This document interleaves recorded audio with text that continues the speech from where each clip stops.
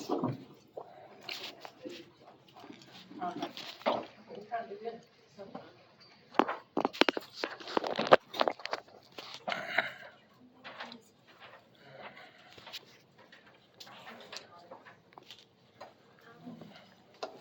need one now.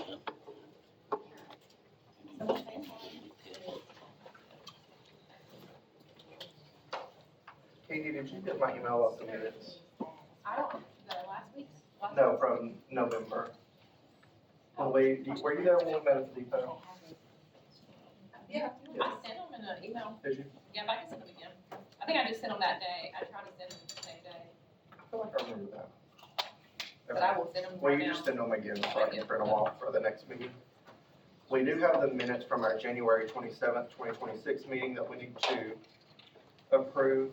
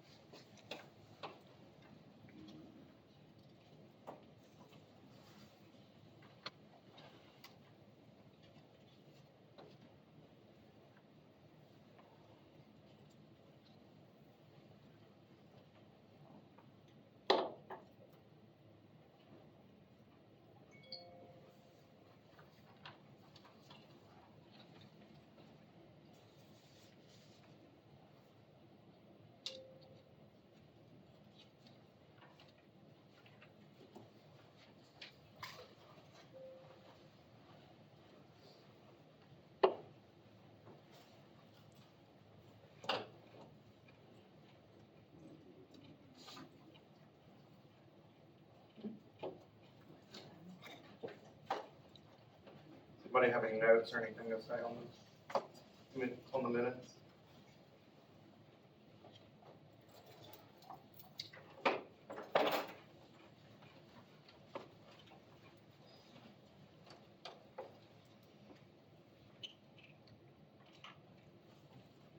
Ready for a motion?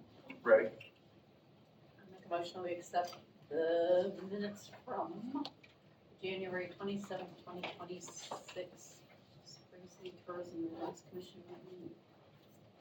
A motion by Jody Bowers, or a second? I'll second. Second by Ricky Dash. All in favor? Aye. Passes. All right. So we have no old business. Let's go to new business. The Blooms Festival, if we can get a quick update. Well, I spent the day calling and reaching out to all of last year's vendors, had a good response. Judy, and I got the events page set up, and then, the vendor application, Robbie and her worked on and got that, and so everyone that I've reached out to, I have emailed an application to them. And so, it was a pretty hefty list. And then I've sent out others, for some new ones. I've been sharing the page on that. The next thing is music, is to figure out what we wanna do for the music. But I feel like we got a great start as far as, participation right now. There's a couple new food trucks, that are interested. Mo Lemonade, we actually had them the first year. And they have actually branched out and got a truck now. And so they'll have other things that they'll offer as well. So that's kind of where we're at on that. I'm still working on it. Can I ask a question? I feel like we're in a good spot. With the vendor applications, I've had a couple of people asking about that. Do they get them from you or City Hall? City Hall Okay. is where those come from. I just have a copy Okay. that I just sent out, I sent out to all the people that has been with us previously. I just wanted to check which.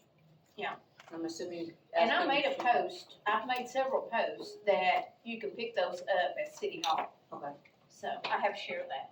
I'm a little busy with that. All right.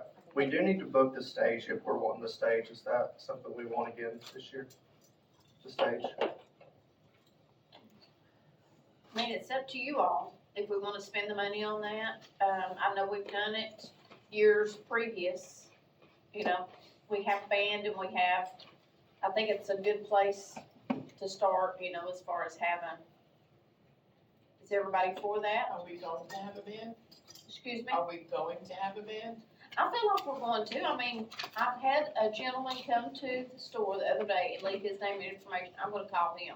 I don't know how he heard it, but he's interested. But that's something I did want to talk to y'all about. Do we want to do the same band that we had last year?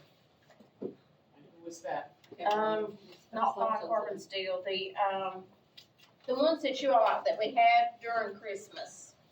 Liquid Velvet? No, That what was High brand Carbon did? Steel. Huh? Yeah, High Carbon Steel. Yes, I would like to have them again. okay, all right. So. I think in a summer month like that, it would be better than at Christmas time. Okay. I think for this event, and it being during the day, everyone enjoyed them last Right. year, so. And I did have somebody reach out to me, and I believe they wanted to be a stage sponsor, so. Awesome. one Okay. of the $500. So we'll go ahead and plan, we'll book the stage with them. Michelle, can you take care of that, please? Okay. Have you heard of, Eli Ruiz? Do y'all know Heidi Maddox? Heidi that does nails at, Yes. her son? Mhm. Have you heard him ever? He's incredible. I don't know if we need someone in the, sometimes we have two. Yeah. And I don't know what his fee would be. Mhm. I don't think it's gonna be as much as, a headliner, but he does several acts. He's young. He's very young and he has Send a me very his old, information. like a old school voice. He's like a Johnny Cash. Cool. His Okay. name's Eli. Eli, Ruiz, Ruiz. Send me his information.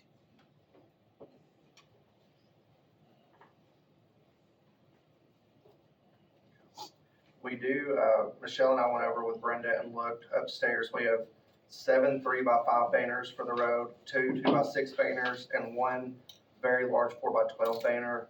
We just need to get the dates changed on those, but they all look the same and they're in good quality. Right, I think they were all in quality condition that we could use, Can so. you say those numbers again, please? 7 3x5 banners, 2 2x6 banners, and 1 4x12 banner.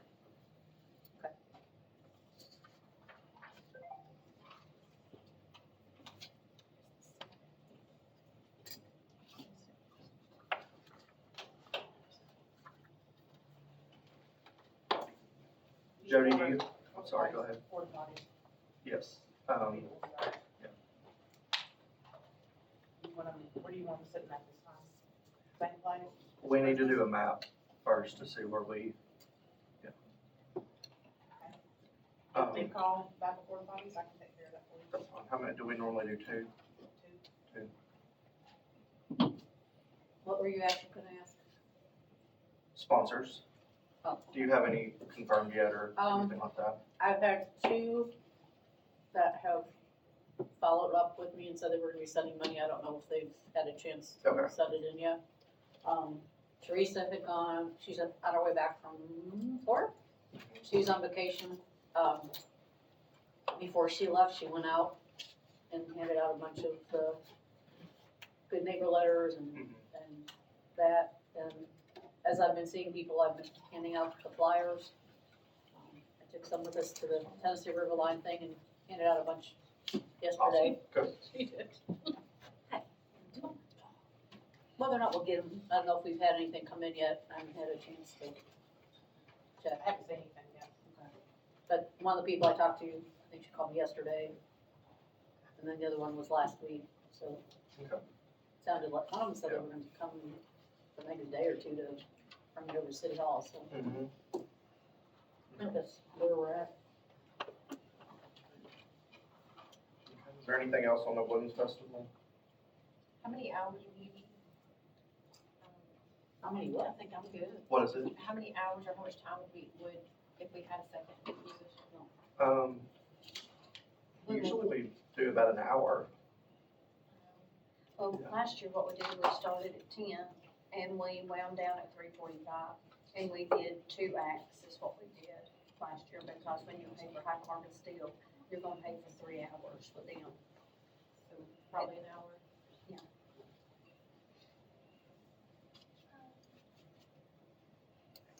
And your sponsors Are we say. gonna have, like, Oh, inflatables. Are we gonna have inflatables? Yes. And I Monkey need Town to Sand. add that to that, Okay, especially if so we need to add that, and then if Monkey Town's doing it, we need to have their insurance form sent to Yeah. City Hall. Yeah, we'll have to do that. Okay. Okay, anything else on Balloons Festival? Okay, we'll move on then. Let's move down to C just real quick, the Wattsburg Lake Association shoreline cleanup is March 14th at 9 a.m. Ava, I know you've been in contact with Peter. Do you have anybody on this board that's gonna, or any of us gonna be able to go that morning? I'll be able to be there. Yeah. If anybody else can, or if you know, are you gonna go? Maybe. Maybe, okay. So he's wanting us to try and publicize it a little bit more to get Uh-huh. more interest from the community. He asked about a couple places. I don't know if anybody has contacts there, but he said Rock Creek Ministries had done a lot with them in the past. The Rock And- House? Rock House, yeah. Okay, Okay. he said Rock Creek. Okay, But I was yeah. like, what? Okay, but I wasn't sure what that was. Uh-huh, But if anybody has contact information for them, He was wanting more youth too, so if Yeah. anybody, I'm gonna get in touch. I know a lot of the Tennessee Promise students Mhm. that have to do that for their hours. So I'm gonna reach out to them and see if I can get some of them involved, but okay. it would be meeting up at, Veterans Park. Mhm. So, it's roughly until noon. yeah, and, they're asking, like, if any communities that are coming could bring grabbers. I've got one that I can take myself, but they have 30, but they're not sure, cause it's gonna be involving Meigs County, Roane County, and Spring City. so. Right, okay. And we'll be at the Veterans Park, that's Uh-huh. where we meet at. Yeah, there. that's where At our what time? location Meet will there? be. From 9 to At 12. 9. But what time will you, so you'll meet there at 9 or do you Uh-huh. need people? Okay. At 9. I know my son needs volunteer hours for Beta Club, so I'll get him Absolutely. there and I'll get him to And pass his that friends. along. Yeah, I'll have him pass it along to Beta Club, cause I know they all need hours, so. The Junior Beta Club needs hours as well, so I'll talk to them. Perfect.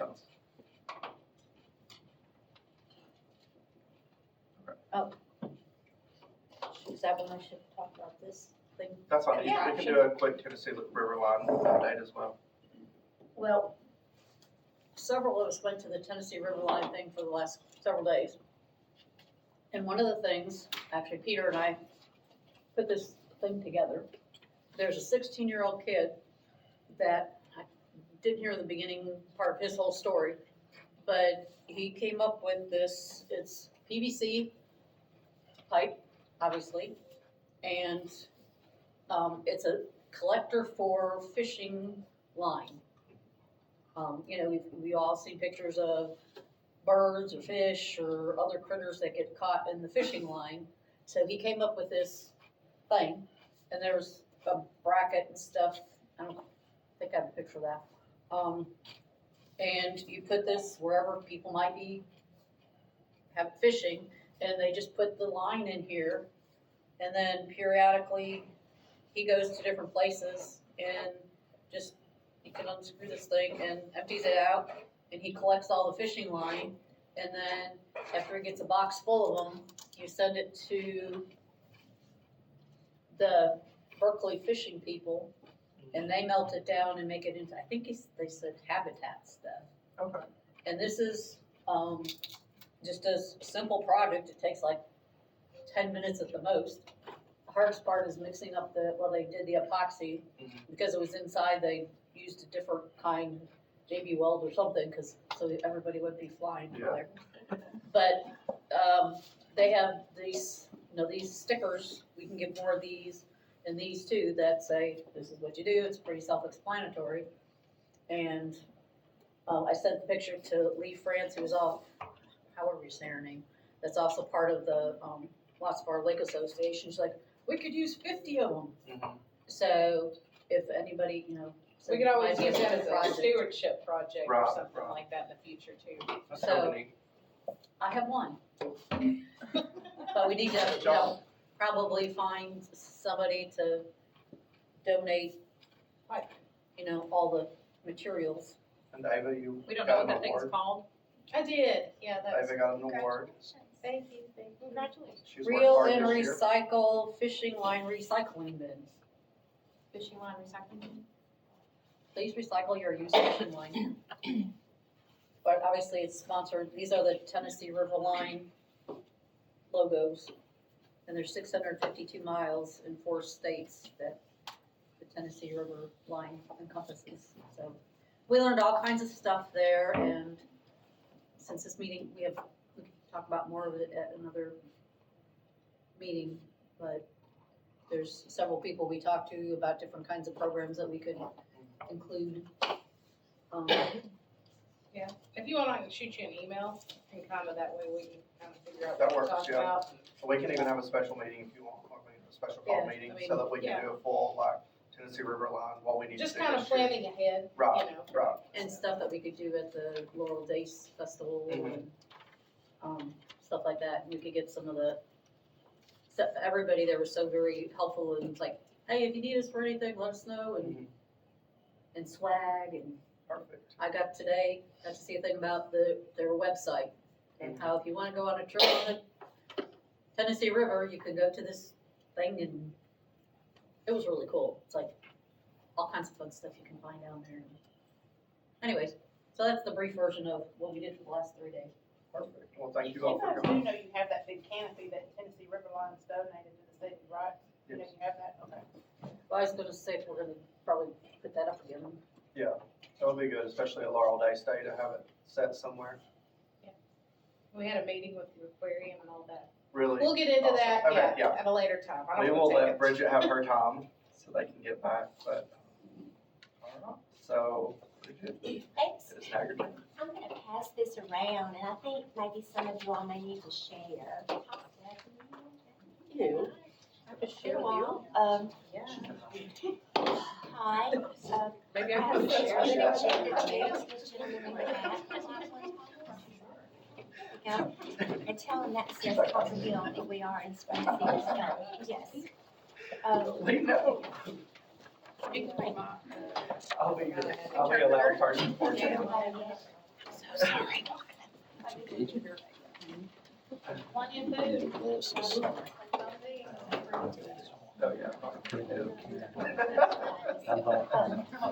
You guys, it's getting worse. Is it? It's supposed to be anything else.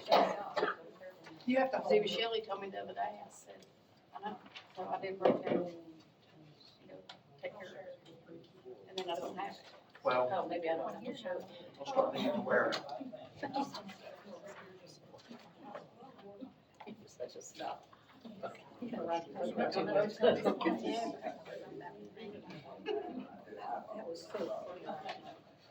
was trying to figure out who I was talking to.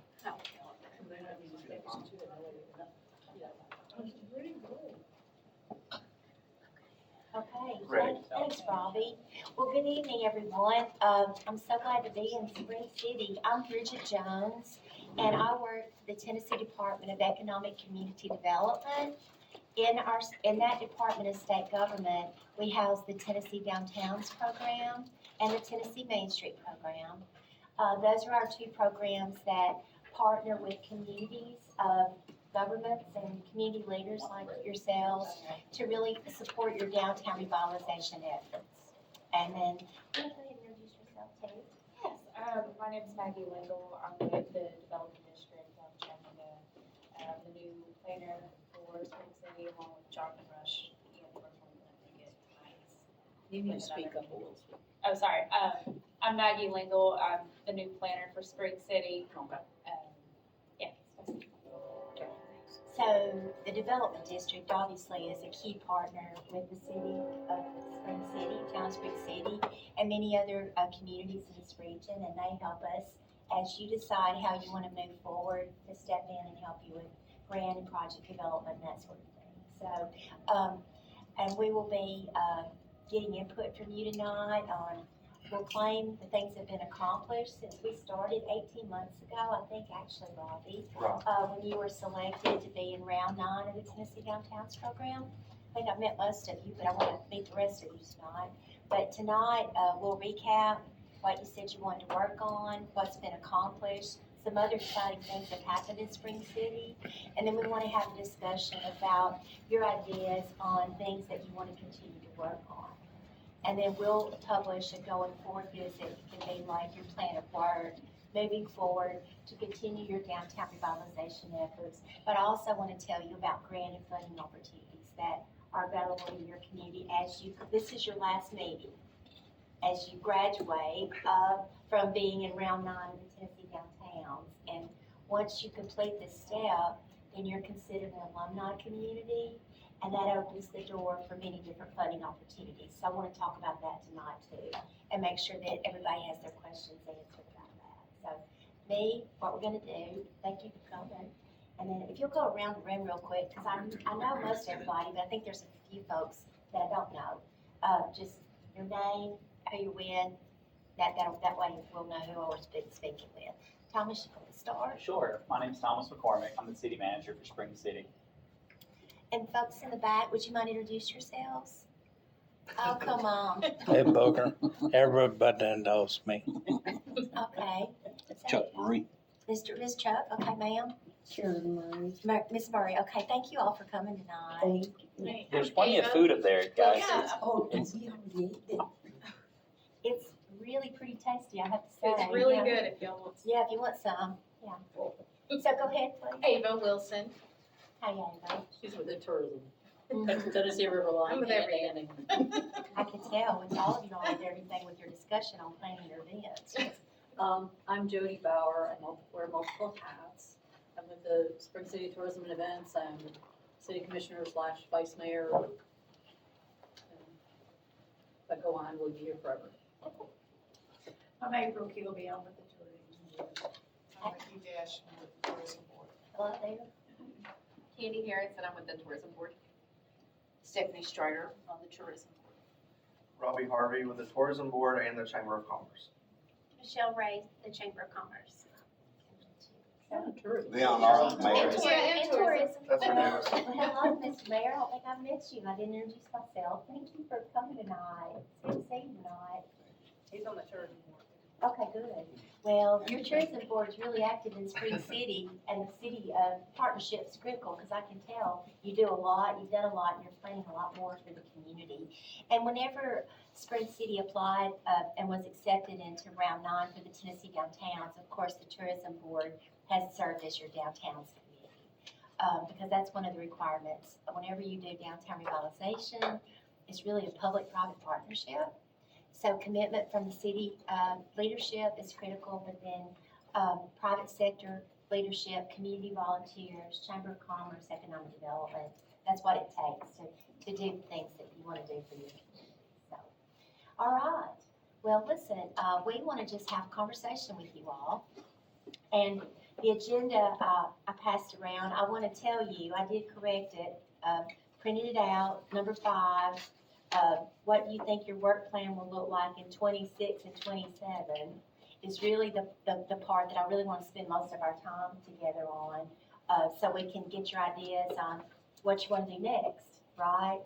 And that can form your plans going forward. But we also want to take a few minutes and just talk about 1, 2, and 3, about what's going well since you all started about 18 months ago with your downtown revitalization work and your participation in the Tennessee Downtowns program. Is everything, I mean, you've moved along, you've implemented your projects. Does anybody have anything to share on that? Hopefully you're feeling pretty good about it. Well, we got our banners up and our tables and benches and. And we got our $15,000, huh? And what? We got our $15,000. Yay, that sounds nice. I think the banners look great. They do, they look really nice. I went and took some photographs this evening, and then the benches and the trash cans look pretty nice setting, don't they? You can never not have enough seating and, you know, those sorts of amenities in a downtown. And obviously with your tourism events, you've got people coming all the time, so hopefully they will enjoy those. And then hopefully you'll position yourself where you can get some more funding to add some more later. So, but I think the selection you all made and where you placed them look really great. And I don't know, are people in the community noticing them? Yeah. Oh, yeah. Especially the tables. I've had several people come in to tour the museum at the depot, and they're happy about the tables. They'll see families out there eating, so. Oh, that's great. There was a church there this past Saturday that they were using, had the gazebos up and they were Uh-huh. using. Oh, that's fantastic. Good, good. Because your depot is just gorgeous and phenomenal, and the museum's great too. But the fact that people are gathering there, and then the gazebo lawn, has huge potential. If y'all want to focus on that and add some more amenities like that, that's certainly something you can work on in the future. Good. And I think your branding looks, your banners, your gateway signs, they look really good too. So you've got that now to build on as you can add more things. So, good. So, again, number 2 is kind of a repetitive question. It's gone well. You're proud of these accomplishments. So, that's been good. And then hopefully, what resources have been provided by ECD, Tennessee Downtown's program thus far that have been helpful? Money. Money, yeah. Grants are good, aren't they? Around here without. Well, I think you all are well positioned with your design plans and the participation in so many organizations to be able to continue to apply for more. And that's our goal, because we want to see you move forward and implement. So, Well, on that, the number 3 too, it's like, you guys gave us some ideas. Okay, you have this money, but here's options, and you had pictures and resources that were probably some of them that we think, stuff that we didn't have before, so. good. Outlines and guidance, and that's good. Yeah. When I went to the conference and saw, even taking down some of like the vinyl siding or the metal siding that was maybe put on in the 70s or 80s, and then I go to other small towns and look and see that they've probably already completed that plan, that you could probably tell that there was some there already, but I saw where you kind of positioned us to be seeing that, to kind of see like what transformations that could happen to our town, so. Thank you. That was nice. Well, that's what it's all about, because every town goes through a journey of understanding your assets, which are your businesses, your buildings and properties, your outdoor spaces, and obviously the organizations and the partnerships that you have. But the building stock in towns that has been there for 50 years or longer, which is your criteria, people have put vinyl siding on them, or they've changed something out, or they've not had any money to do anything. Right. And their doors and windows need a lot of help. So that's, one area of focus. That falls under the design point for the Main Street approach. It's just getting everything in your downtown in top physical condition so that the buildings can be occupied, businesses can thrive, but also those outdoor spaces are upgraded so that it supports your activities is really the focus on that. So hopefully, Robbie, everybody, more work to be done in that area. That's right. Right? So, Correct. but thank you all for sharing that. And, one thing I like about this work is every town is unique and you have your own identity and your assets, and you want to build on those to be who you are. But the process and the projects and the techniques are the same. So we encourage communities to learn from each other and allow folks to partner up, and the development district is very important to provide the support for project development and grant support. And they've got people on staff that know a whole lot about how different towns have done things too. So that's our job, is to help you. So I'm glad it has been helpful. So, all right. So what do y'all think on number 4 are your needs and your next steps for downtown revitalization efforts? Build a stage around the caboose. Yeah. That's correct. Oh, okay. So y'all are Rent the interested stage. in the stage? Yes. Yes. Okay. Build a stage over right around that caboose, that way we don't have to rent one, we've got one. Then, we can rent it to those who wants to borrow our stage. Okay. All about Did making you money. go to Rockwood and look at there? Oh, I done got that measured out. Perfect. Well, let me tell you, Mayor, where I went this morning. I was over in Chattanooga on Monday, but I went and spent the night in Ducktown. And this morning I was in Copper Hill, closing them out. But I had time this morning, so I drove down to Blue Ridge, Georgia. Have y'all been down there?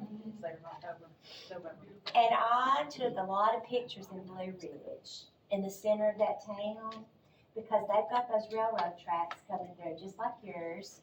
But they've obviously just been intentional about improving that green space so it looks like a park, right? And then they had a long strip of that, but the vegetation was there, you know, on both sides. I mean, it's wider than yours and it's on both sides of the train track, but there was a lot of intentional tree planting and, you know, hedges, landscape put in to define that space. But then they had, you know, like a gazebo and then bathrooms, and there were in another block, there was a kid's playground out there. But what caught my eye there is they had a really good looking stage. And I knew, I'd heard a little bit that y'all were interested in the stage. So let me show you the picture of the stage that I thought was really a nice one today. And it was, you know, in that railroad area, right? But it was a really nice, well-designed one that fit in that kind of that Depot Park area, like you have your lawn area. So let me show you this one. But it was a really good scale and size. Yeah. Pass it on down. Which was that, Copper Hill? It was in Blue Ridge, Georgia. Oh, okay. But what I was really interested in, you know, they've got the train thing going and coming, excursion trains and all that stuff. But I'm glad I drove down there because there were a lot of ideas that y'all could learn or replicate here when you look at maximizing your depot lawn, right? There's a few other pictures I shot too, if y'all want to swap them, of different areas of that lawn. But I thought that stage design was really attractive. And you could tell that they were using it for similar activities like you're planning here. But it was a good height and scale, you know, because sometimes your depot is so phenomenal, you don't want to like overshadow it, right? And you got to think about where you, okay, you're thinking about doing it over the caboose? Doing it, attaching it to this side of the caboose, all the way down to the front. Okay. That way we will utilize the lawn area for the stage, Mhm. and it gives us so much more opening up avenues, like when we have events, instead of shutting down the whole front street, all our businesses on the right-hand side of the road. Right. So we converted it into a one-way street. Do you think that you would, again, you need to get kind of a designer involved, so you get the pitch right and all that stuff, but you would have the caboose in the background, kind of as the backdrop to the That's where it stage, goes, yes, and then kind of come out? yes. Okay. Well, that would certainly give you a lot more flexibility to use that and, you know, to accent your train thing or whatever. Yes. Do y'all have a landscape architect that you bring in that can help you with that design? To see how to build it and how, are you interested in some design? Is that with Farmer I have Morgan? already. I was gonna say with Farmer Morgan today. Oh, nice. Yeah, I've contacted Rockwood, Yes, sir? and the city built theirs, Yes, sir? so he gave me their specs. Okay. The difference between theirs and ours is their tracks have been recessed into the ground, Yes, sir? where ours is sitting on top of the ground. Yeah, that's kind of how, you know, they're in a low spot in Blue Ridge too. Yes. Yeah. So, our stage it would fit due to, you'd have to make it ADA compliance. Yeah, So the ramp would run right alongside of the fence on the north end, okay, coming onto it. uh-huh, That way, the platform and all would be level, and just come right around it. And the very back end of it is actually at a good spot where we have water and electrical accessibilities on that very back end. okay.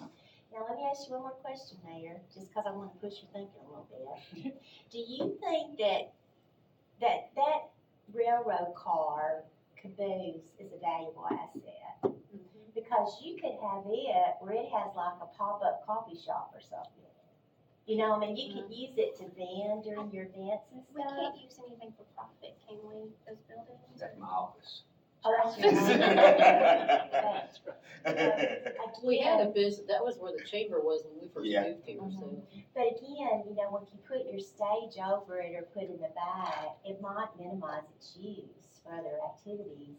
If you wanted to move it over a little bit, but you know, it's your choice and y'all can decide how you want to do it. Well, But- it would I know we serve a dual discussed it. purpose, as you could utilize the inside of it for dressing. Oh, like a green room? Yeah.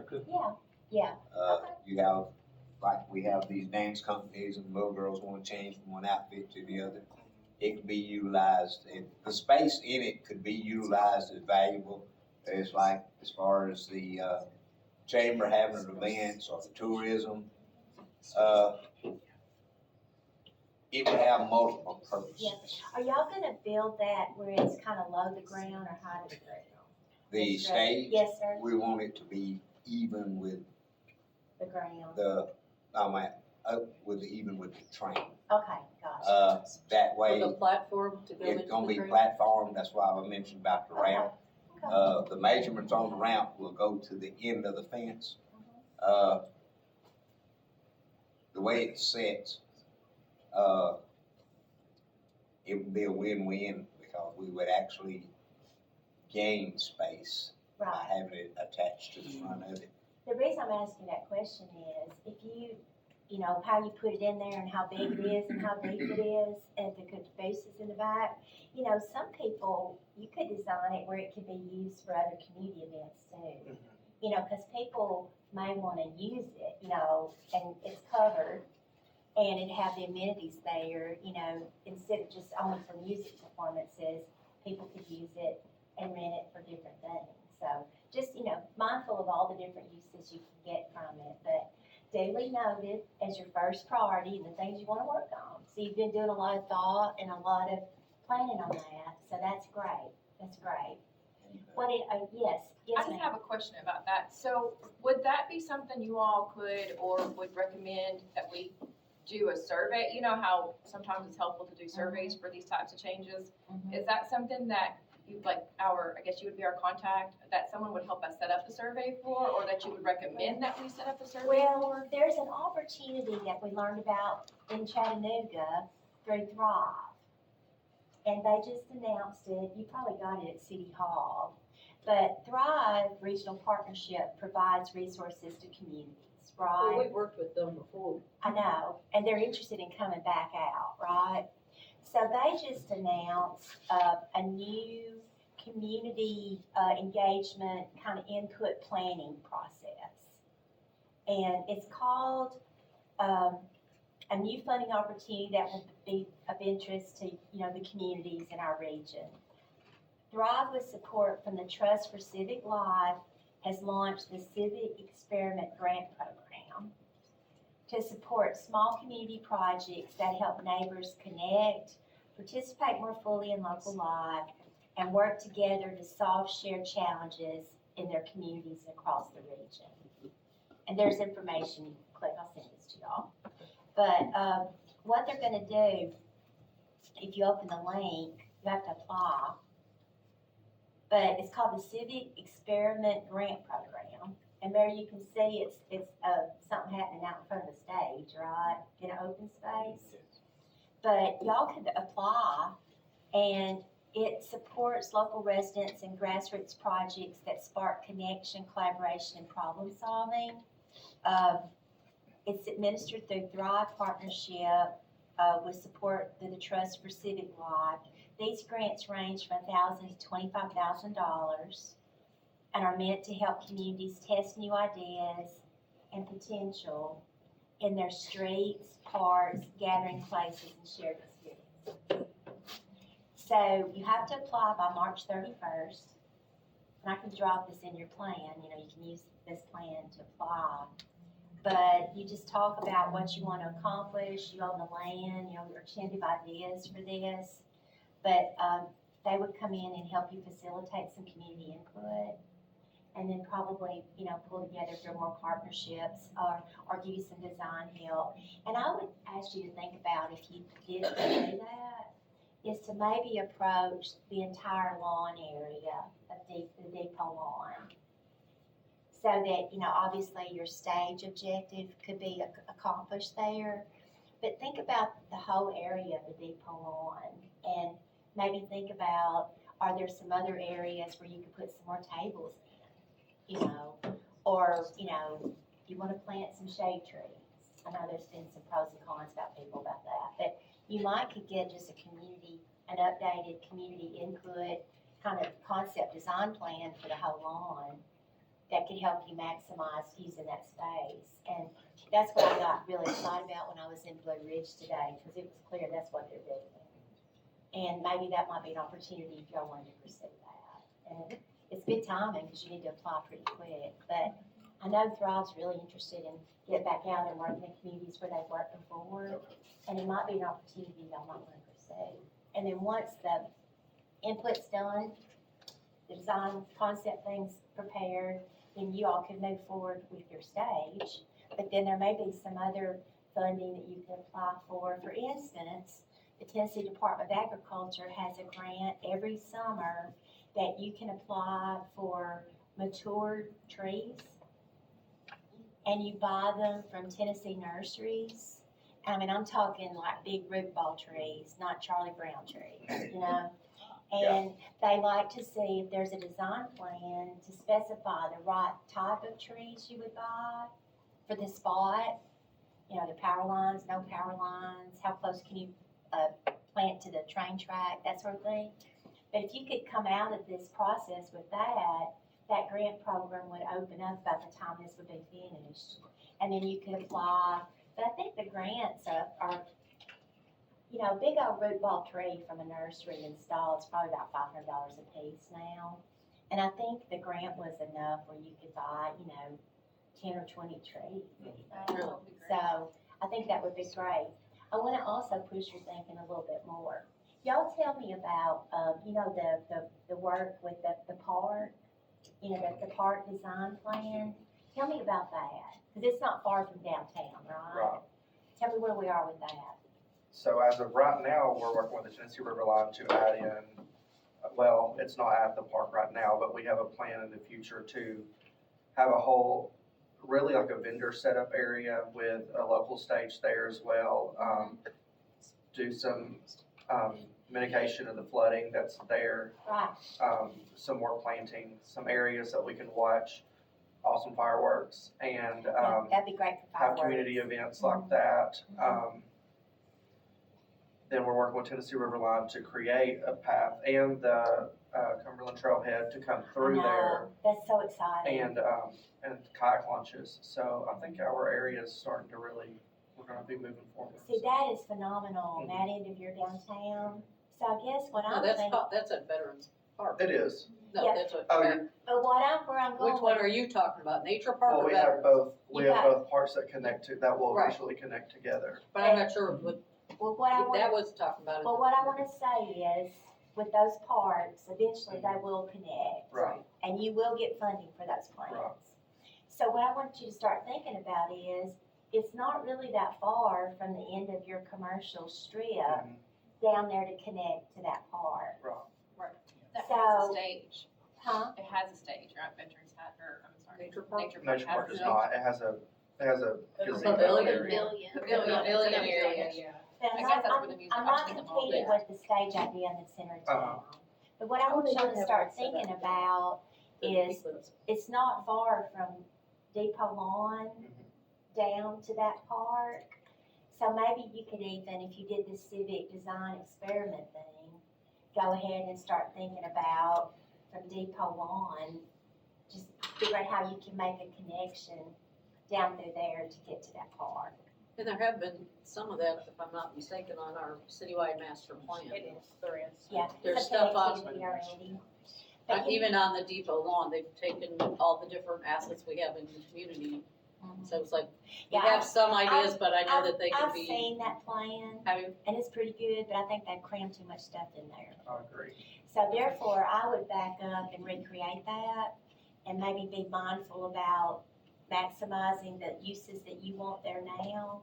But think about, like, if you did plant some trees and stuff, start thinking about connecting it, you know, all the way down to the big park. You know what I'm talking about? Right. Yeah, that other plan is fine, but it's like they had like too much stuff crammed in there. And we have to be able to maintain it, and it's still gotta be maintained. So maybe updating that a little bit. I'm just saying that we've had some of that done, but we haven't decided that's what we were gonna do. It's just that Exactly. we've had discussions and plans and stuff. Oh, exactly. So y'all been thinking about those Yeah, improvements. that's, when did we get that done? It's been done, I think it's probably done 4 or 5 years ago. No, not that long. This is not about 2 years. 2 years ago. But again, now you've got these Riverline parks happening and the connection. over on that end. So now think about connecting the town to that. I guess it's where I was going, and things have changed, and you have some new opportunities. And, you know, I'm a big advocate of planting trees and using them to define downtowns and, you know, using them to capture stormwater and give shade but you need to be sure to plant the right trees at the right place, because the worst thing is plant the wrong tree under a power line, or, you know, there's probably limitations to what y'all can and can't plant on the lawn with the railroad. And the, So you see what? Isn't that what happened with the trees that were there before? Stormwater drainage. The trees actually, mature trees actually soak, you know, hundreds of gallons of stormwater if they're installed properly and they're the right kind. You know, they really help with that. But anyway, just if you decide to, you know, get some community involvement and, you know, look at that public space again, and if you did decide to pursue the Thrive opportunity, then you could maybe just relook at what you want to do with it now and what needs to go there, and then be mindful about connecting it, you know, down to that new into town with all those other exciting connections. Right? Yeah, and they may have a totally different idea than what we've been presented or what we've even thought about, so. But back to your point, that would give you a chance for some community input, and that's always a good thing, you know, to bring more people on board. Not to mess up your idea, you already got the stage stuff worked out, but you can add, you know, add some more to it, right? So, humbly, listen to you there. So, you've done a lot of work on that, so I think everybody's in agreement with your ideas on that. But that's an opportunity, and the city would apply, I guess, because you'll have a nonprofit. But I'll change, you can look into it, Bobby. Will y'all look into it? Yes. But I just thought that was just wonderful timing that we're here tonight, and just wanted to offer that up to you, to your point of just getting the community involved a little bit so they can have a stake in it or whatever. Does that sound good? Okay, all right. So stage around the Caboose Event Center / perhaps future improvements to Depot Lawn, right? I like Depot Lawn too. You know, when I asked Joe, what do you call that space? That just has a great sound to it, you know? But anyway, so do y'all think y'all might want to look into the Thrive thing? Yes. Yeah, That'd be we're great working timing. on finishing a Thrive project right now. Right, it's that drainage project? Yes, and, probably a good time to get them to come back, they can see what has happened and how it does look. It's amazing, the transformation of what they have got us started on, and we actually got it done. Boy, it works, it looks good. It does. It looks good. Well, and they often, when they invest in these community activities, you know, help you identify funding sources too. You know, do Lynn Horde first, other sources, so. I think that will be, I'll put that in here, but y'all know what to do on that, right? So, but I would go ahead and reach out to your Thrive representative and ask them to come out or make contact, however you need to do that, okay? Okay, what's another thing you wanna work on? Idea number 3, or your priorities, or things you need. Things you need, things you wanna do. I mean, we need to be able to help our business owners downtown to Right. improve their buildings, even with signage or improvements. Can we make that business and property owners, Robbie? Yeah. Yeah, we talked about that a whole lot when we started, remember? And looked at your building stock and what everybody been able to do. A lot of people have made investments, but then there's a need and opportunity for support for more larger investments. Okay, so let me go ahead and just tell you about the Downtown Improvement Grant. Okay? Tennessee Downtown Alumni Communities, or Tennessee Main Streets, are eligible for this funding source. It's an annual grant program that opens up in July, August, and the purpose is to bring resources to support downtown revitalization, okay? It started out years ago where it was just a facade improvement grant, where all we were able to fund then were building business improvements. And that's still the core focus of it. But then also, over the years, we've identified other needs that communities have in their downtowns. So it's possible to make public outdoor space improvements. Like, that's where you ask for more benches or picnic tables, that kind of stuff. It's possible to do lighting, in public spaces or along sidewalks. Gateway signage, y'all got really good gateway signage at the end of Spring City. But if you want to do a little bit more wayfinding signage Yes. to tell people where to turn to get over here, I mean, it's pretty easy to figure out, but you could miss it, right? So, some communities have none of that whatsoever, so they'll fund, we'll fund like a gateway, wayfinding signage program. And then the design of that would be funded, and then the purchase of and installation of the signs. Okay. And that is an option. What about like outdoor speaker systems? That's been funded in some communities. Outdoor speaker sound systems. And again, you've got the depot there, which is the perfect place to put stuff, right? But that's often been included. If you want to put EV charging stations in, those can be funded, because if people are driving around, they need to charge. It's nice to let them charge in the town, right? Weren't there grants for that specifically a There few were a years lot- ago? There were a lot of grants through electric cooperatives primarily that were funding that, and those are probably still available, but if not, if there's not funding sources, and those things can be like parked around, like, beside City Hall and your side parking lot. But again, the idea is if people need to charge, they charge in your downtown, then they're gonna shop, eat, instead of like over on the road at Cracker Barrel or somewhere. But that's a possibility in that grant. And then they did add a category called safety and security last year. And that's where if a property owner wants to use the upstairs spaces and they can't afford to sprinkle or to get, the fire code entrance in and out, then they will grant the property owner a portion of those costs to make those improvements. Wow, that's impressive. That's something they added last year. And the way this works is, again, y'all got your design plans for the downtown.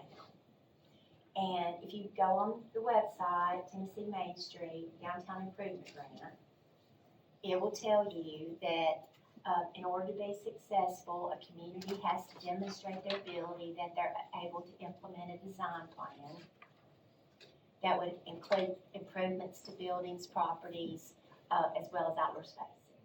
So that's your chance to use your design plan.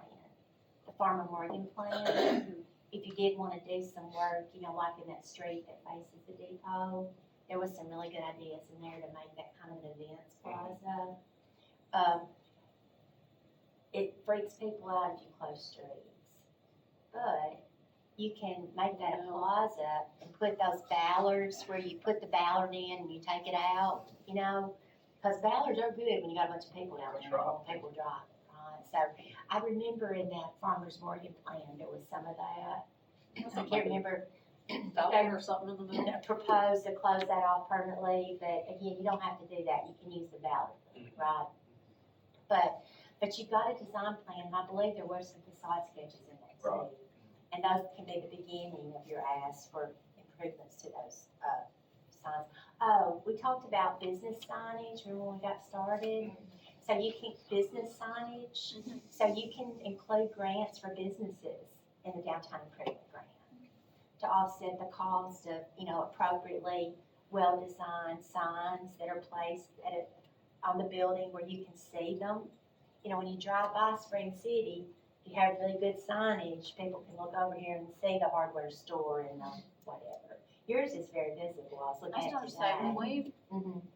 put ours in, I wanted to make sure it was prominent enough that you could see it from 27, so that when people drove by, I wanted it big enough. And you can, but everybody else's are not. So that's an opportunity, you can include that in the grant program as well. So those are your opportunities. The way it works, it's best to go ahead and work with the development district to come up and have just a public information meeting to make sure that everybody that has a property, you have a boundary for your downtowns program. And I think yours was appropriate enough to follow, probably staying in that boundary. Okay. So everything that's in that boundary is eligible, and the buildings have to be 50 years or older, right? But the thing to do is to go ahead and get the development district to come up, work with y'all, to have an information meeting to let every property or business owner know about the opportunity. And you wanna make sure you send them a letter too, so nobody's left out, right? But then you just have an information session about this funding opportunity, and you get pre-applications.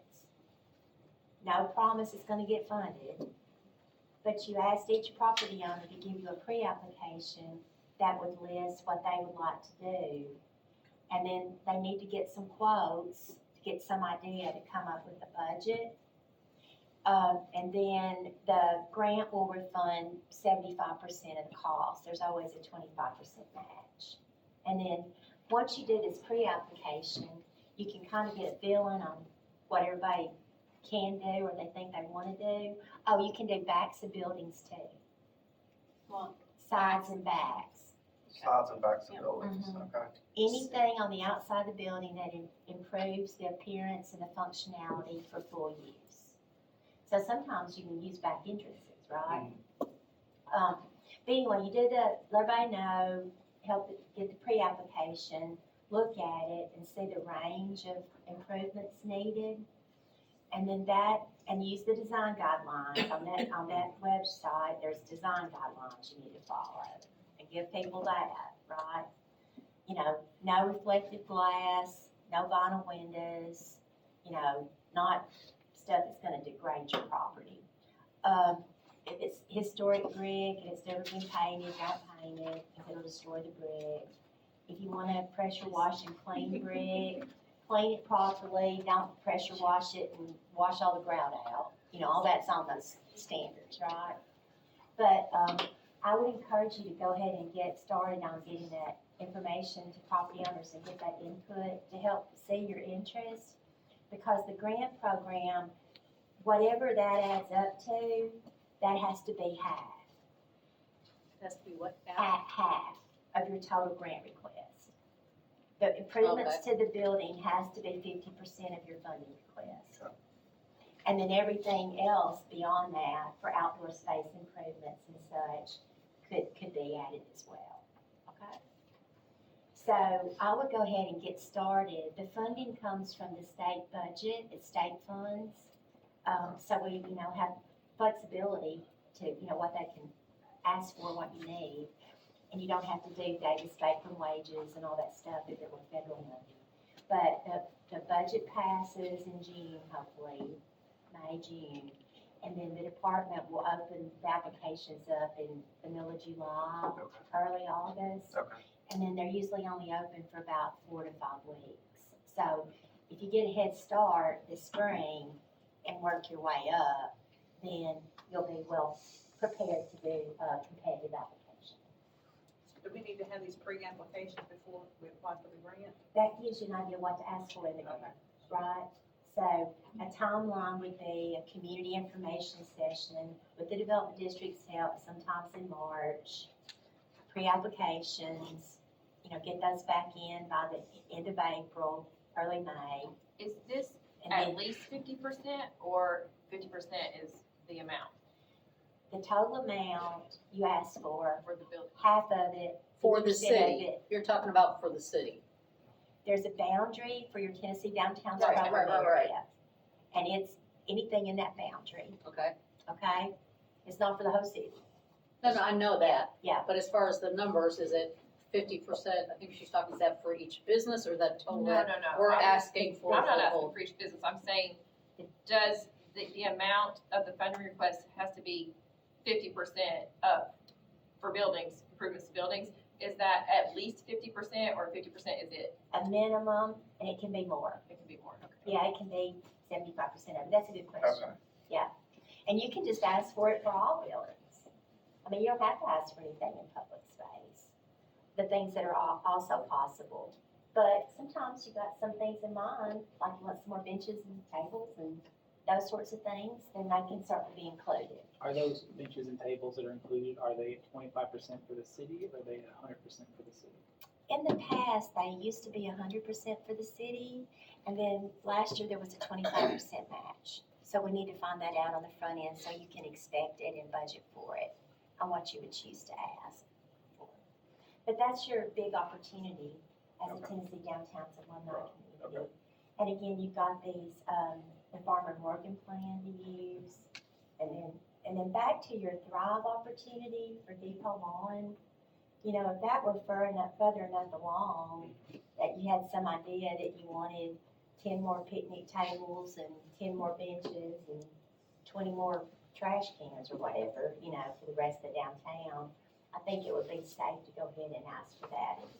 But we can use that money for like brick pave, if we wanna do like a brick pave path through there or They anything don't like that. fund stuff like that. They don't, No, they don't do sidewalks and paths and that kind of Okay. stuff.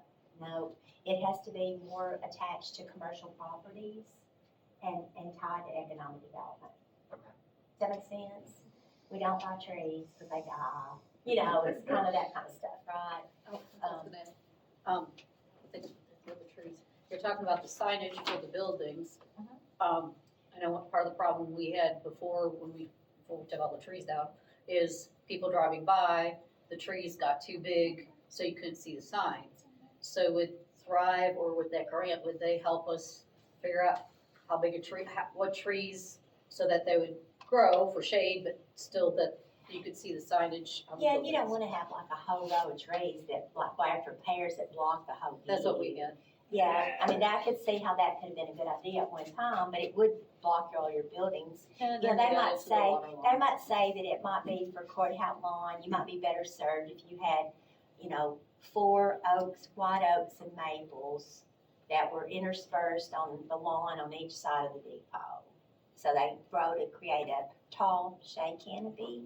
Right. That eventually with time, you would let them grow up tall and you could still see the buildings.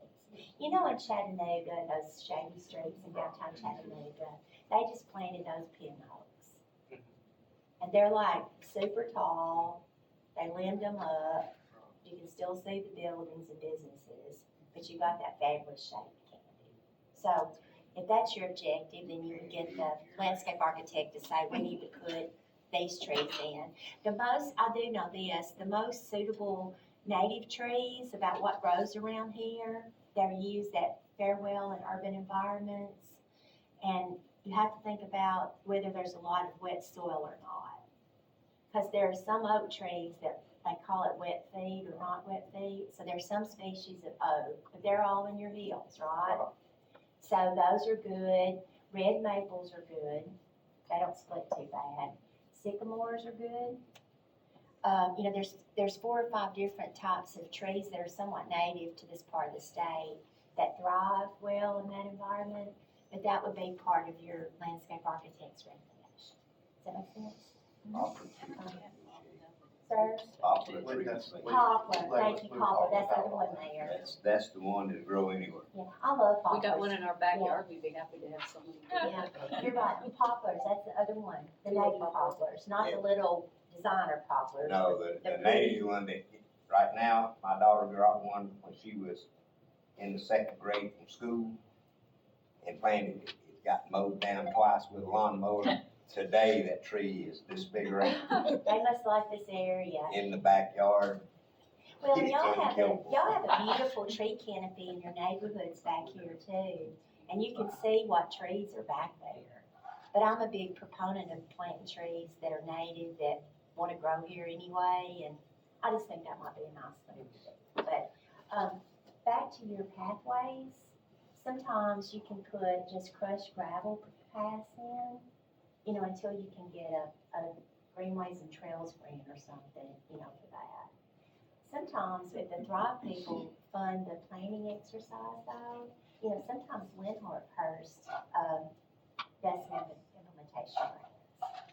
And you might could ask them for that, you know, with the mind on, with your sustainability, you wanna have impervious surfaces so that if it drains, the water can soak through it. So, you know, sometimes you get those gravel paths that you can walk on and, you know, not break your leg on. You know, they're impermeable. you know, could maybe do some of that too from a sustainability perspective. Did you get to go to the exhibit hall yesterday? Mhm. And they had, remember, we were looking at all kinds of different options that they had for paving and Yeah. rocks and. Yeah, there's, you know, there's that pavement now that water will soak through. There's Oh, things, yeah, I think we were looking at that one. I think it's called impervious pavement, because the water will soak through it, but. Bridget, what are other towns asking for that maybe we have not thought of In the way of grants? in the way, of, you know, in this, kind of what you're talking about with us? Like, what are some other things that we could be thinking about? Well, just look on the website, Right, and it okay. gives you the range of funding opportunities. And it's pretty broad. Okay. It's the things I described, plus probably a few more things, lighting, Right. again, business signage. Mhm. But just look at the top range of possibilities. Okay. And then let your people know that, and then take the pre-applications and see what they say, right? Sweetwater's done a really good job. If y'all know Sweetwater's work in their town, they've, you know, their codes department has worked with property owners to figure out how to use those upper stories, and they figured out how to get in and out for like the Remedies Inn and, you know, all that.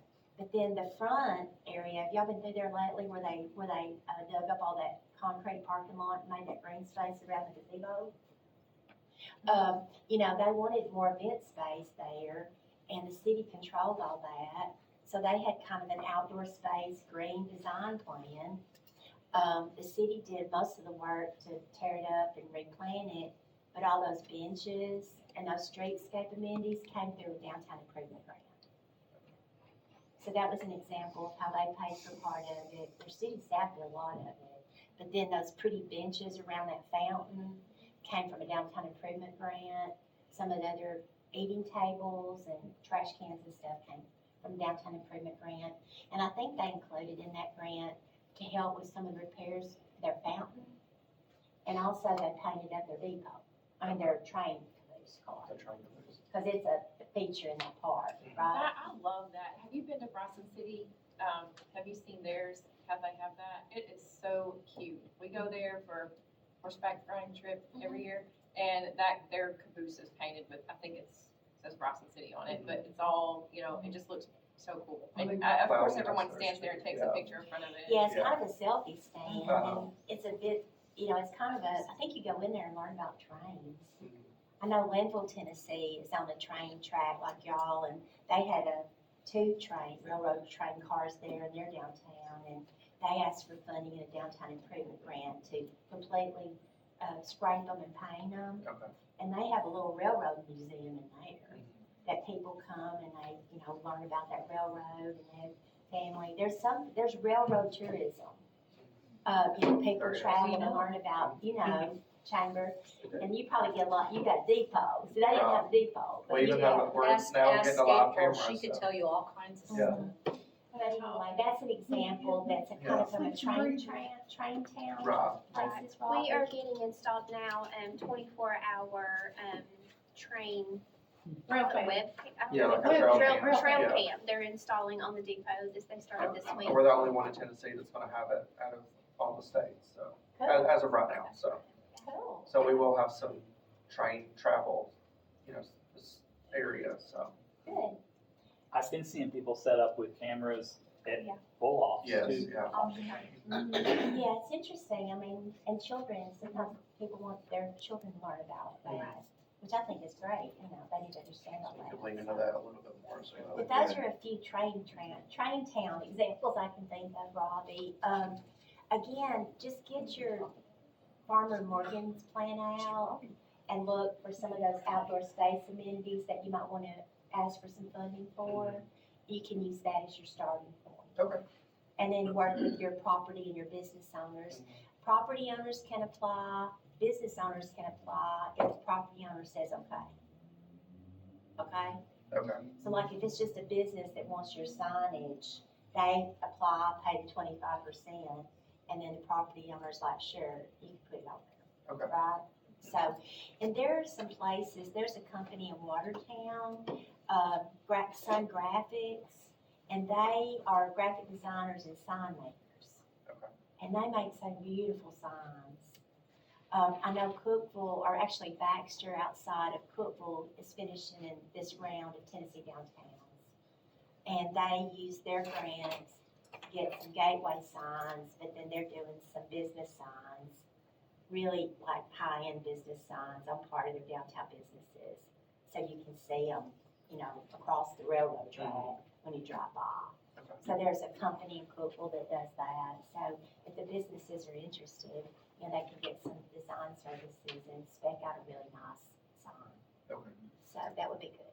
And a lot of these grants, for business owner, or for building and business owners, really, it allows you to do stuff that you might not ever have thought to do. I mean, the building we have in Dayton for the downtown grant, one of the last things we applied for was the repointing of the brick. Right. And we would never be able, that out of pocket is gonna be $44,000, and that's on the low end of the quote. That's the lowest quote we got, you know? And that is something that's gonna change the look of the downtown, but, would we put $44,000 into something out of our pocket? No, because it's not. But you'll pay 25%. Yeah, we'll pay right? 25% and get that done, and so that's gonna be, I can't wait for that to actually happen when it does. And that's a historic building too. It is, but it can't be listed on the register because of it was redone in 1912, so. Well, but it's still a historic. It is, it's a very, so we can't touch the brick on it, but we can definitely have someone come touch the brick on it. Yeah, so it's incredible what you can see, change you can see in your downtown just by giving a little help or a little assistance in the way of. And sometimes you just need an awning. Mhm. Right. Or, Makes a huge or difference. sometimes they just need a new door and windows on the front. Again, no reflective glass and no cheap vinyl windows, please. That's on the design guidelines, right? But it can make a huge difference to, you know, the profitability of that business. And that's something you maybe can't come up with all of it, but you can do 25%. Some communities have brought up that maybe their business or property owners can't afford a big amount to because you gotta pay and get reimbursed. So one community was gonna approach their local bank to offer low interest or no interest loans Okay. for that. And then if there is a 25%, match that they could just come up with, then they could just do a small loan for it. So that's something else you can think about depending if it's a large amount, right? So that's another value-added thing you could offer if a community bank would be willing to do that. So, but that's kind of the range of what I can think of tonight. Okay. There may be something else. I know some, people have renting out some of your upper stories for living, so you got that worked out.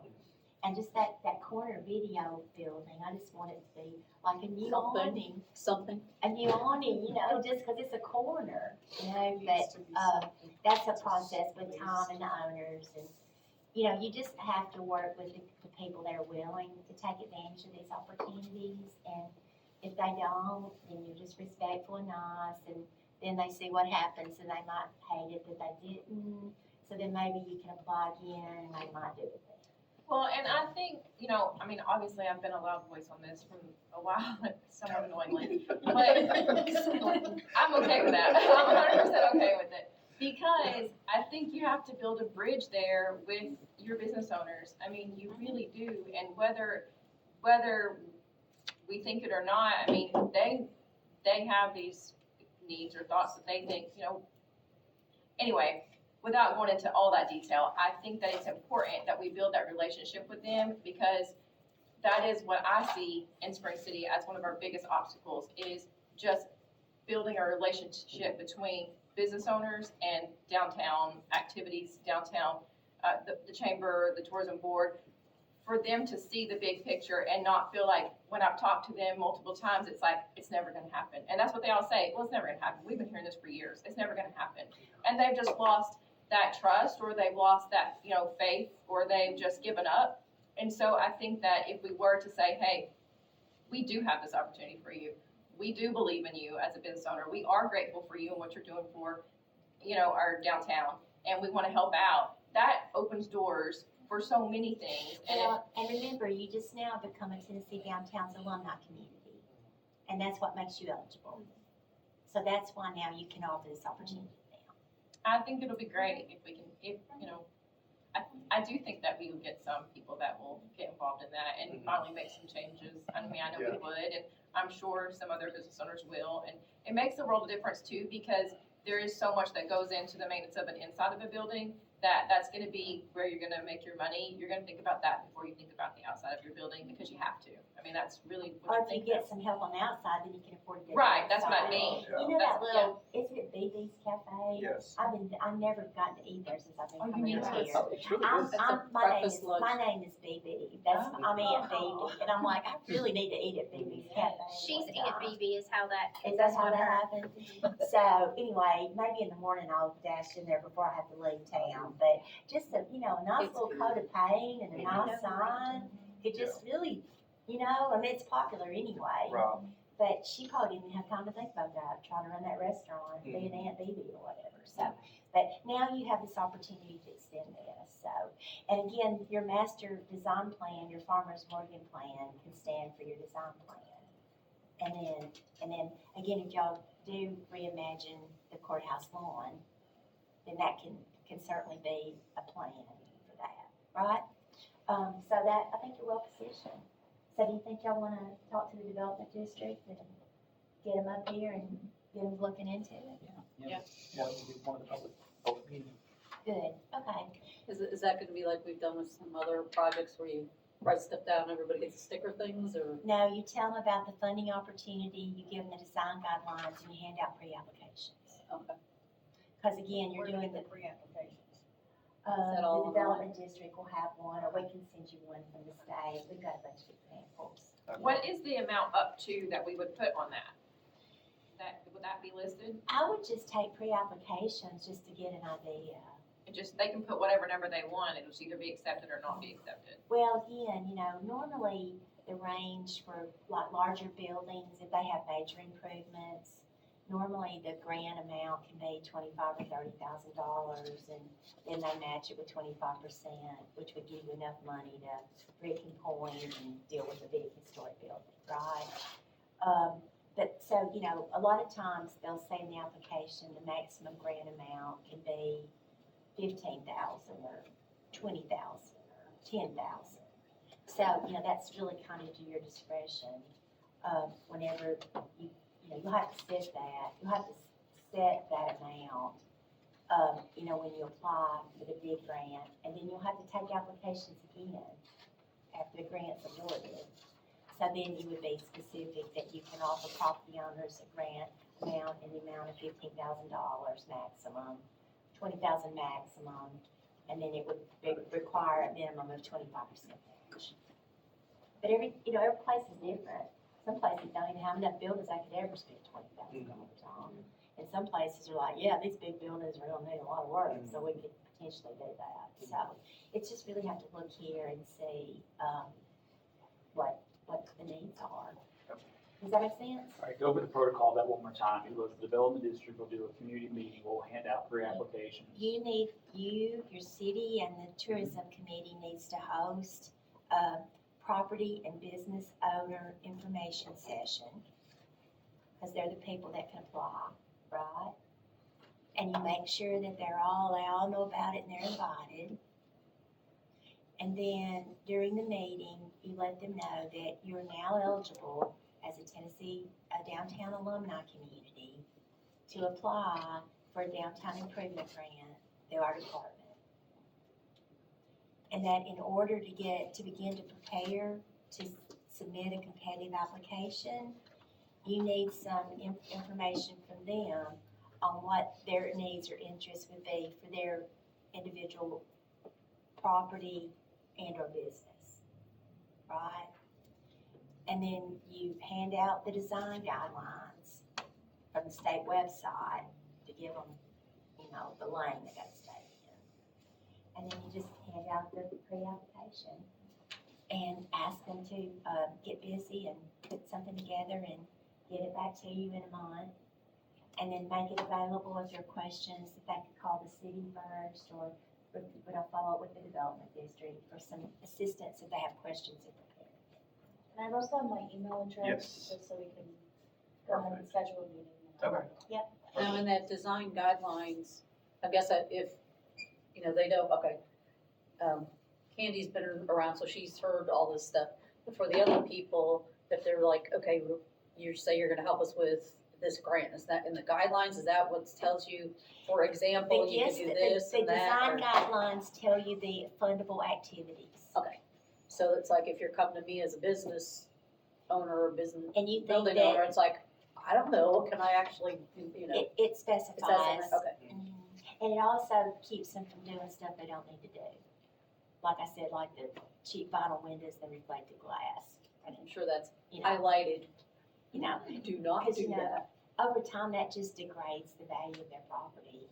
You know, they're better off just to spend more and get the quality of door window that they need. When do we need to have this meeting? So working back, if the grant application opens in July, you have to have this all figured out like a month before, which is May. So I would have the public meeting sometimes in March, middle of March, give yourself time, and then give them 3 to 4 weeks to turn their pre-applications in. Because it takes a while to figure this stuff out, to get quotes and stuff, and they'll need to get actual quotes for what they want to do, right?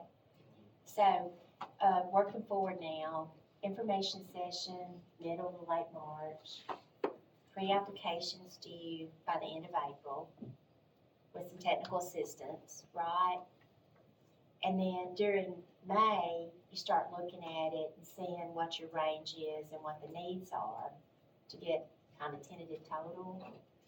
And then once you get that, you can start looking at your farmer mortgage plan or some of your other outdoor space needs and start developing, what you might want to ask for some funding there. And again, thank you for that question. It doesn't have to be 50-50. It could be 75% buildings and businesses and 25% for that, depending on what your needs are. But again, it takes a while to get all this stuff ready. And the more specific you can be in the downtown improvement grant that shows interest and willingness, the better it's going to score. Now, as far as this grant, you may have said this, but I didn't get, so we say we have 5 businesses that are wanting to apply.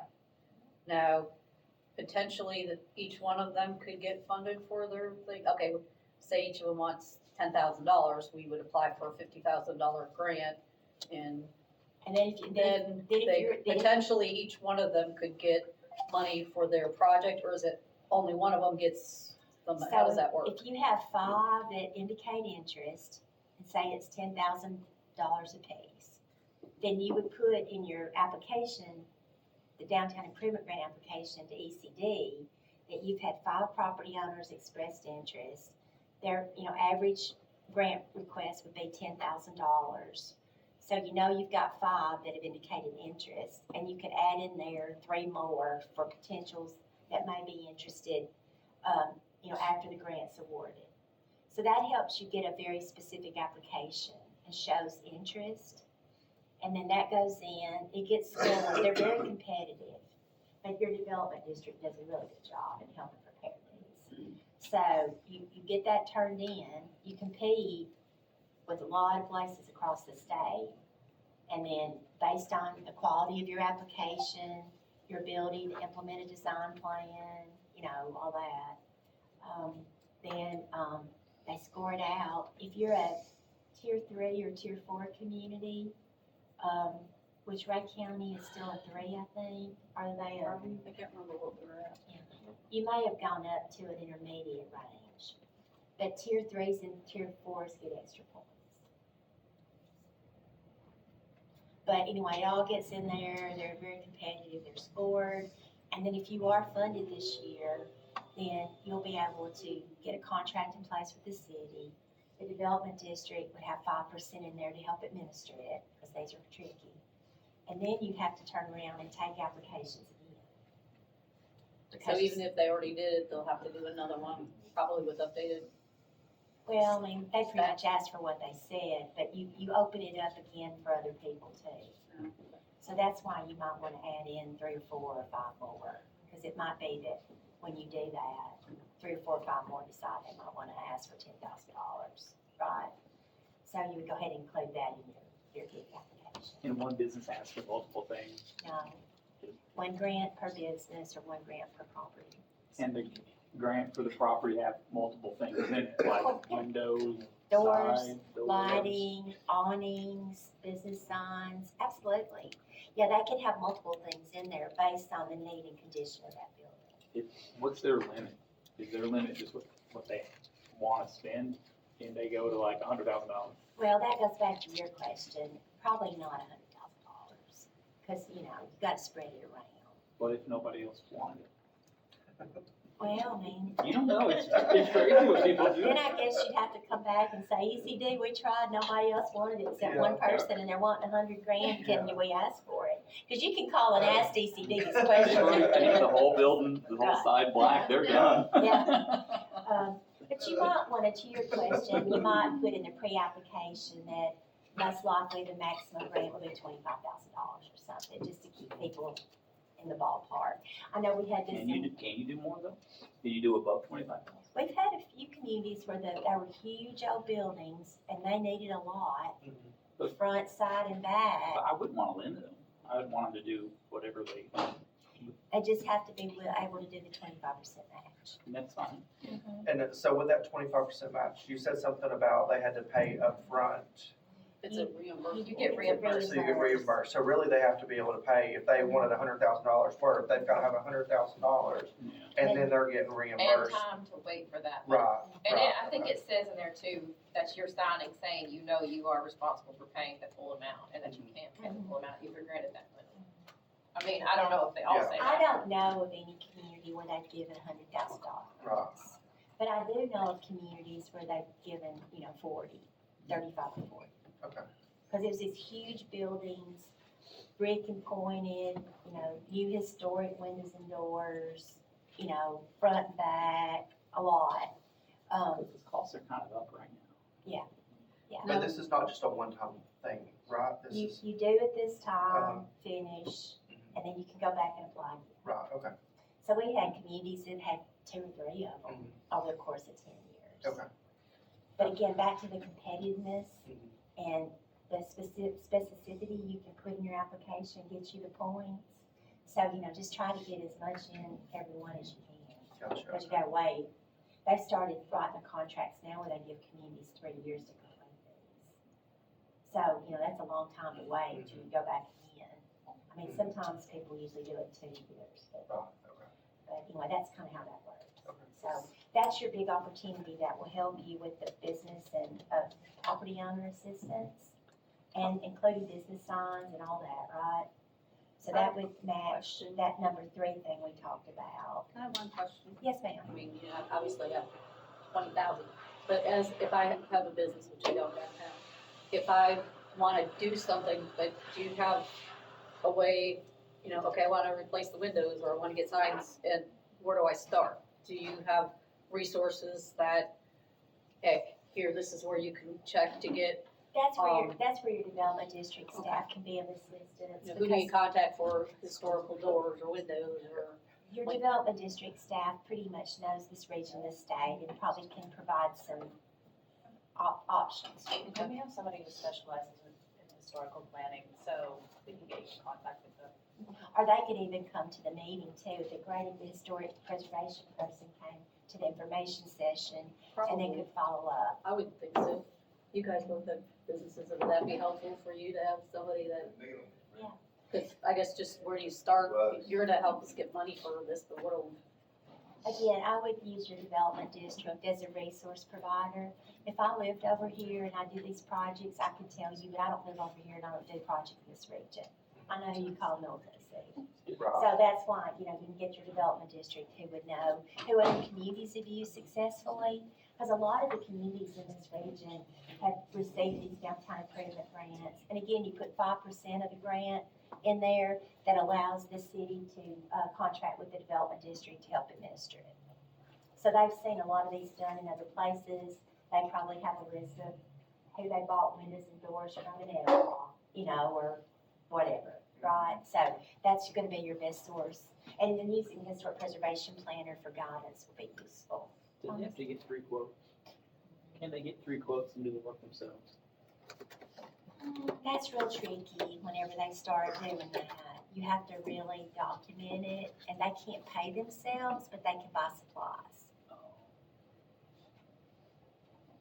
We've had one town where some guy was owing them and could fix them himself, and he just asked for money to buy all their construction supplies. He could do a lot, he got a lot done if he was just doing it at cost.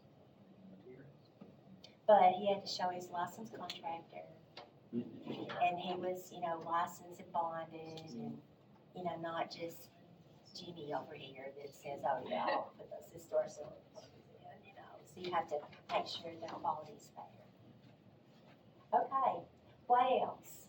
What's number 4? I remember one, but you tell me your ideas. What's another 4th thing you think you might wanna work on? I can't get it. What's something else you wanna work on?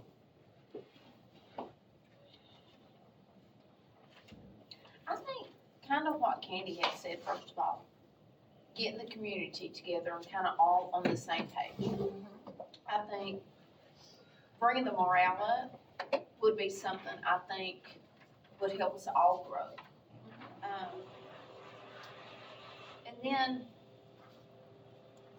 kind of like what you had talked about, and I'll just kind of reiterate this. I think what you talked about earlier, about using some of Nature Park, you know what I'm saying, and kind of growing that way, I think is a positive thing, because I do think, well, just like with the Blues Festival, what we're doing here, every year, this is the 4th year, and I do anticipate that we're gonna grow past where we were at last year, because I've already had a great, amount of feedback, and so I can see Front Street filling up and going that direction in Right. years to come. Right. So I do think, I would like to see something done at Nature Park.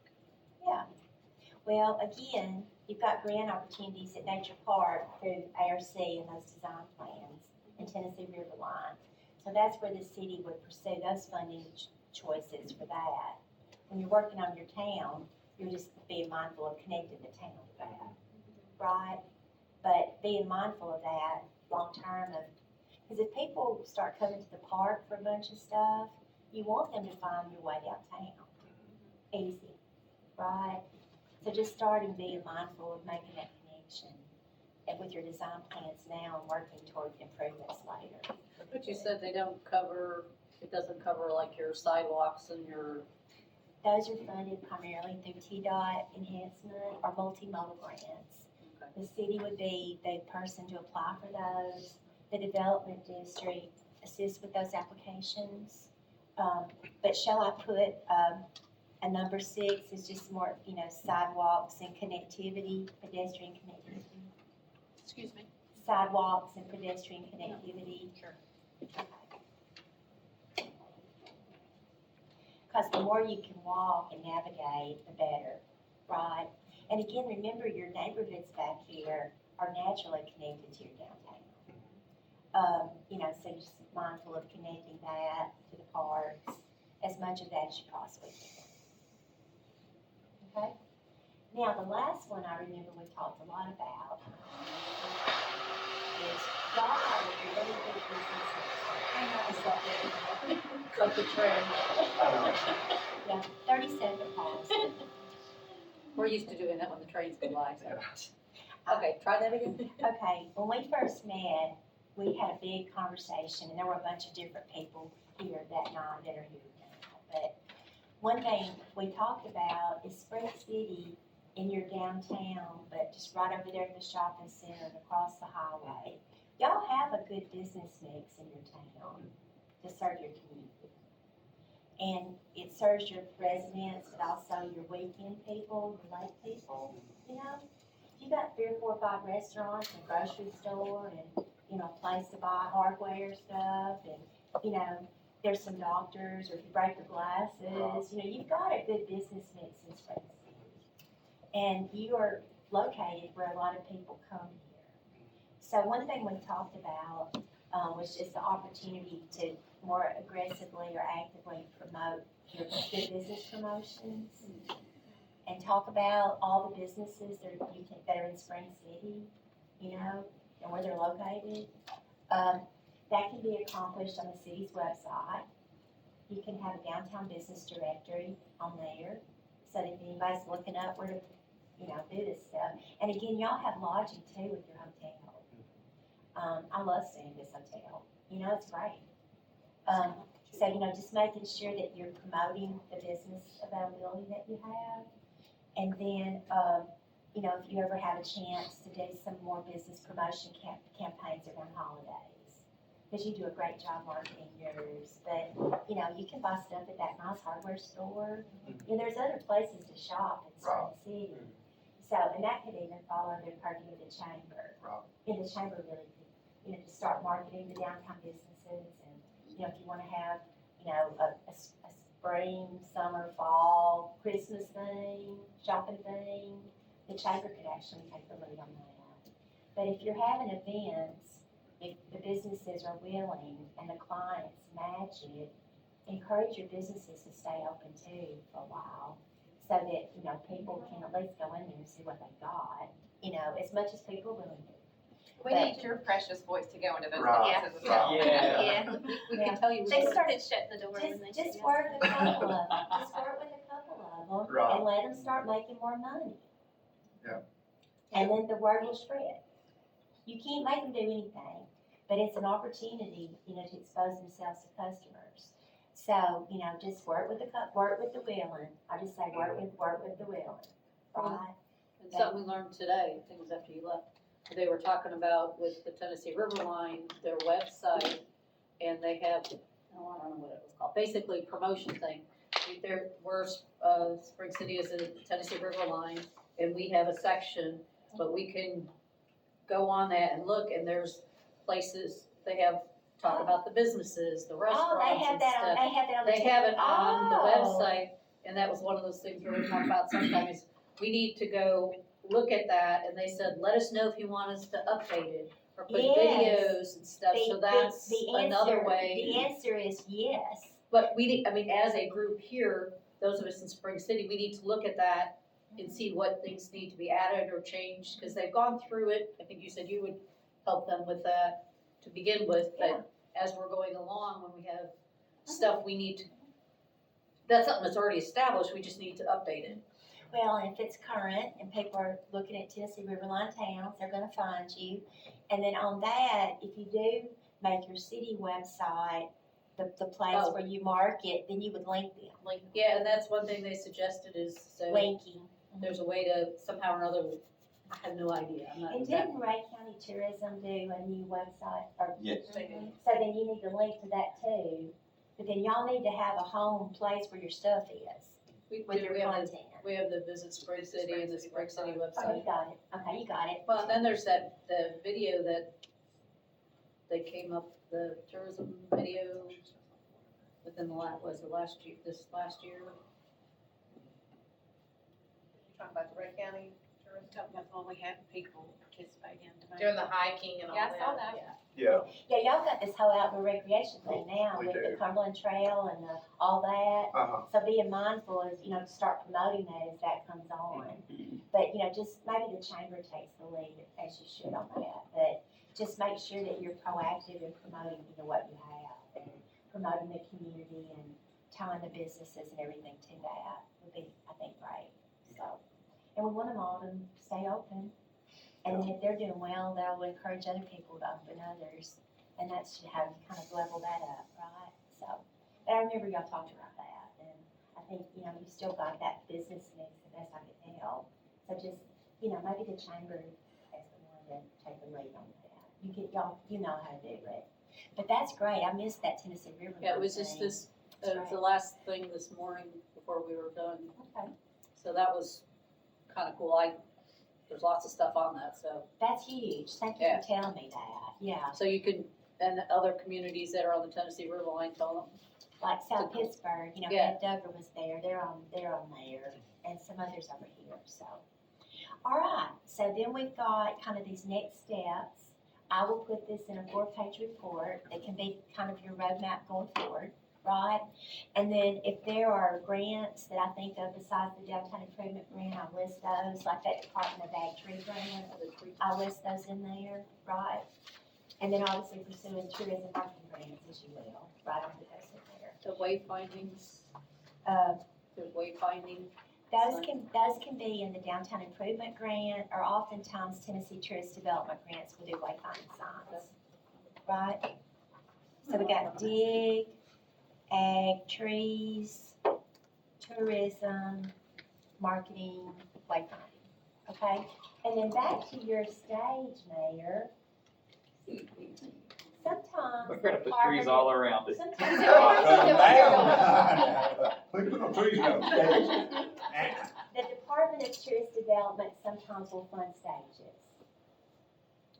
Cool. So you might wanna look into that. Well, I've already got a sneaky plan of how I might be able to fund this. All right then, that's It awesome. has to do with tourism, that's all I need to say. Okay, good. Well, Okay, so you got it all teed up. Okay, all right, so I'll list those in here, the funding sources. And then the other big news I wanna tell you about, and you know, but I'm here for a while for you to talk to me. We have, in our department, a lot of interest in that, we value the work y'all are doing in your downtown revitalization efforts. And across Tennessee, we've got this map, we have 50 Main Street communities now, and then we have 90 communities that have gone through the Tennessee downtowns, as y'all are completing round 9. And then they're gonna have 8 or 10 more in round 10, they're gonna start this summer. So that state map is just covered with downtowns and main streets, which is great, because we want all the towns to be successful, for all the reasons. So, up until now, our model was we had one state director, y'all met Nancy Williams or Kim Parks, and then they employ qualified consultants. There used to be just 2 of us, and now there are 4 of us. Nancy Williams, our former Main Street director, came back, so there's 4 of us. And we're like Tennessee Certified Economic Developers and Main Street America Revitalization Professional Consultants. But they use us to go out and serve the communities in the role that I've done here for you in Dayton. I'm the Main Street consultant, you know, so we provide technical assistance. So we've been running this program this way for about 10 years, and we've increased the number tremendously. So when Kim Parks gets up there, she's like, you know, so what they've done at our department is they've hired an assistant Main Street program director, Frank Clark, who came from Etowah. And he's responsible to start working with the downtowns. And then Kim's gonna focus on the main streets. And then we're gonna still be consultants for our technical services for the main streets. But what's really exciting for the Tennessee Downtowns program, in the past, when we did what we're doing tonight, and I hand you a report, we met you in the development district and say, good luck, you know, our people would still call us. But they're gonna create a new statewide program called Certified Tennessee Downtown Communities. Okay. And what that means is you'll be invited in as participants in round 9 and probably round 8, then we're gonna go back and figure out the rest of them that kept doing it, right? So you'll be asked to do an annual report every year of how many new businesses and jobs you've created. So somebody's gonna have to keep up with that. How much public and private investment that you've done. But then the city needs to be on board. There needs to be an active stakeholder committee. Keep doing the way you've been doing it. And then if you apply and are selected, you'll be in that classification. You'll be invited to at least 2 training events a year. And then you'll get access to webinars and stuff that our others get. And then you'll get constant notification of funding opportunities. So there's going to be an event, now they say it's the first week of May, where they're going to invite all of y'all back, like y'all came, in the afternoon and explain how this Certified Downtowns Community Program is going to work and encourage y'all to sign up and stay active. And then I think what they're going to do with us, since I think Frank's going to take the new ones and do them, but we're the ones that have been out here and figured out what's going on in these communities and have the relationships. So I think they're gonna figure out a way to use us as consultants to provide some support going forward, which would be great, because then we just don't have to leave and say, bye, thank you, it's fun, good luck, you know. So they're working out the details of that now, but they'll announce that. So y'all be sure and come, you know, and learn about it. But I hope y'all will consider signing up, and it'll just be access to resource going forward, and the development districts will be a big part of it. So, anyway, I'm excited about that, and we wish you the best and want you to keep going. And congratulations again about all the work y'all have done with the Tennessee Riverline plans, the, Cumberland Trail Connector, the Laurel Days, all these things, the Bill Dance boat dock thing. I mean, all that has just been so strategic and successful, and that's all gonna come to fruition. It's just your job is to think about how you bring the town up and keep working on the town to connect and leverage it, right? Plus still serve your community. So, I mean, y'all still got a lot of stuff to do. But anyway, it's just been a really a pleasure to work with you all, and congratulations that people are happy about your first projects, and now you've proven you can do more, so that was what that was all about too. So just get busy on the dig thing, and then, I seriously would get in touch with Rob Okay. That's a good idea. and use it for that opportunity to refresh a little bit, to your point, maybe would be a good idea. And if there's anything else you think of or you need, you know how to call, right, and we're here to support you. So, thank you all again, and the time tonight too. It's been a long one, but we want to be available to you and give you as much information as we can. So, I'm going to say y'all are interested in certified downtowns, right? Yes. When I write this up? Okay, good. All right, well, we're done. Does anybody else have any other thoughts or questions or anything else that, I'll stick around for a little bit, Okay. or if y'all want to come on out of here. Yeah. Thank you again for that wonderful meal. That was Yeah, so thanks, good. that was so good. Yeah. And thank you so much Yeah. for sharing information. Before we, enjoyed it. we do need to actually end the meeting, so does anybody have any other business before we adjourn? Y'all got anything over there? No? Okay. Make a motion to adjourn. That'll be at 8:28. Does anybody want to take any vegetables home? I want to come and get some bread.